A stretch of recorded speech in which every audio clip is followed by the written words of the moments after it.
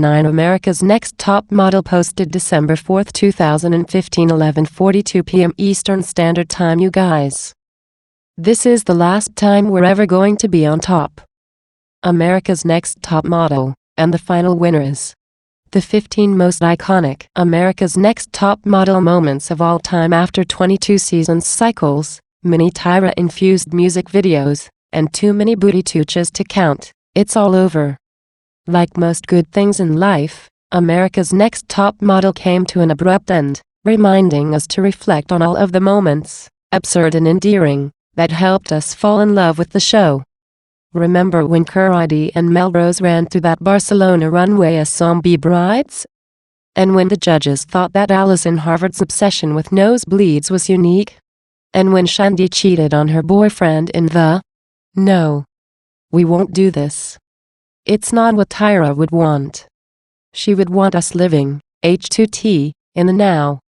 She would want us focusing on how Mermaid kind of cheated on her psycho boyfriend Justin and how Neil can't be all of our husbands at the same time. Most of all, Ty would want us to remember where we left off, with 4 models entering the Cycle 22 finale with the Zappos photo shoot and business presentation in tow.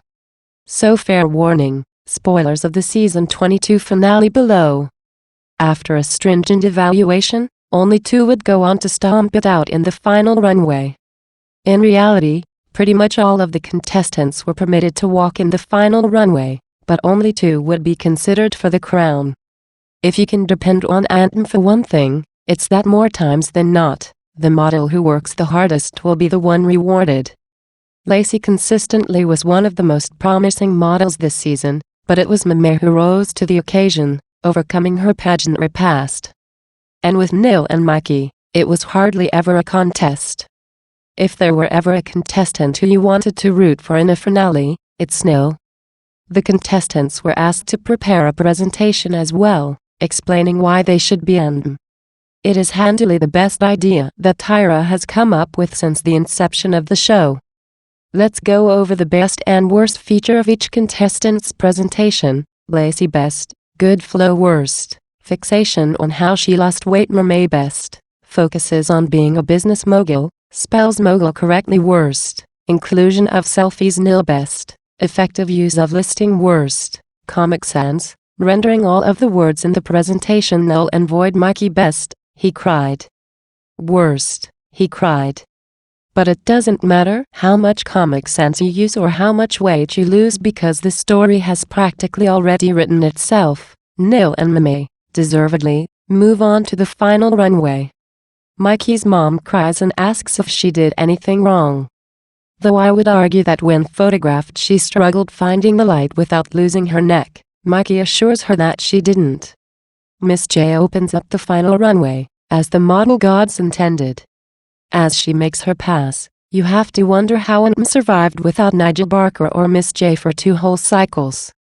At times in the finale, it's painfully evident that this wasn't consciously planned as the final season. Anthem is capable of so much bigger and better. Remember when Chantal demolished that stilt walker in China? Way harsh.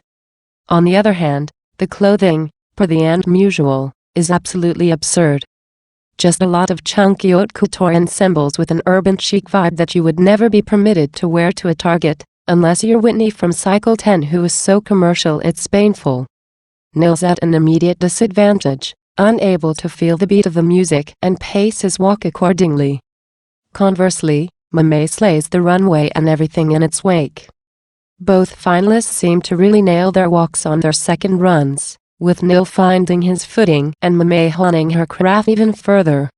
Everyone wins in Tyra's world though, and all the contestants celebrate backstage. One of the best parts of Anthem has always been the obscure many prizes and challenges the finalists endure, and this season is no exception. Neil and Mermaid are given the opportunity to be brand ambassadors for Oppo in Southeast Asia. No specific country, just ambiguous Southeast Asia. Before the final panel, we get moments with Neil and Mermaid on their own, and it's a reminder of just how far Anthem has come. Once upon a time, the finale took place in a small room in Paris with a couple of plants and a sheet covering the image of the winner's face. Now they're in the beautiful mansion with a runway built in. And has truly grown up. J. Alexander, Utsai, and Kelly Cutroni joined Tyra for the judging to decide who will be the series' final winner. Neil was praised for his strong walk, but also knocked for his sexified demeanor. Tyra praises Mame for her walk and even likens the finalist to herself, specifically 2003 Tyra at the Victoria's Secret fashion show, because unlike us peasants, Tyra remembers every step of every show. The judges review both models' bodies of work.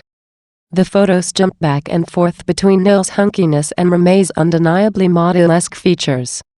It's hard to imagine that the final season wouldn't go to a woman. Not to say that Mame isn't the stronger model, because on a very technical level, she is. But even more so than that, the show was founded upon this notion that if a young woman works hard and eats and breathes fashion, she can rise up from the ranks and become a real-life model. But that's what we get for assuming, because it's Neil who takes the prize. In the case of a Neil victory, which seemed too predictable to actually happen, I anticipated that Tyra would have spent the entire season practicing for how to announce his win in American Sign Language, but instead, she simply signs, "Congratulations."